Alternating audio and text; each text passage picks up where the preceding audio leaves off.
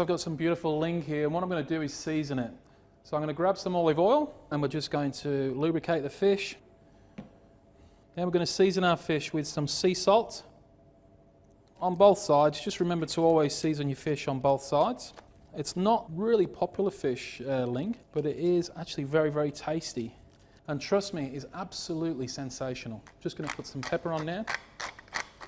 Okay, so now I'm going to roast my fish in the oven on 170 degrees, and I'm going to do it with my trussed tomatoes.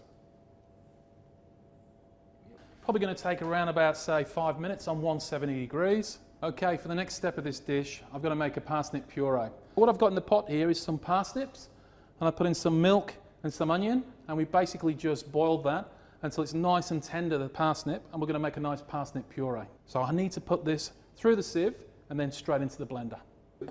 Straight into my container.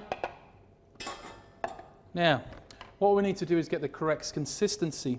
So I'm going to put a little bit of milk back in here, but not too much. If we have too much in and blend it, it'll end up being far too runny and it'll just run all over the plate. So I'm just going to put a little bit in, not too much. We might have to do this a couple of times till we get the consistency correct. So straight in the blender.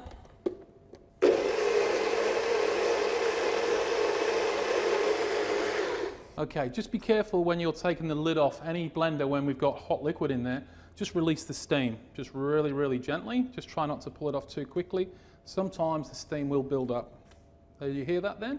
Just releasing the steam, and that way you're not going to end up with hot puree on you. Okay, let's have a look at this. That's nice and smooth. It's exactly how I want it. What I'm going to do now is braise my Cavalier Nero, or Tuscan cabbage I like to call it. If you can't get Cavalier Nero from any fruit and veg store, then it's just use silver beets, just as good.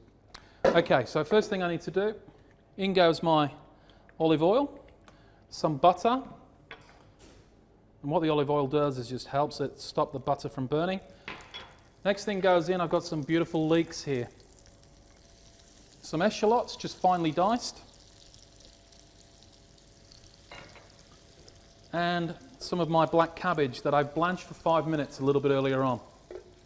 But all goes in together. So now we're just going to give that a toss. So some star anise and some fennel seeds going in. Really goes well with this Tuscan cabbage, just gives it a really beautiful aniseedy flavour.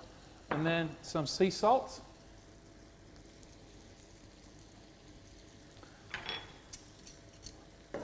Just move that around and we're ready to plate. Okay, the first thing I'm going to do is put my beautiful parsnip puree on the plate. So now I'm going to top with braised cabbage.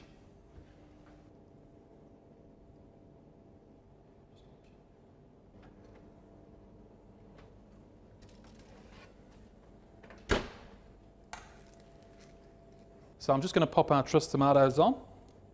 Just give them a little snip, like so. That should be enough. And all we need to do is top with our ling. So there we go. Beautiful roasted ling with black Tuscan cabbage and some beautiful trussed tomatoes.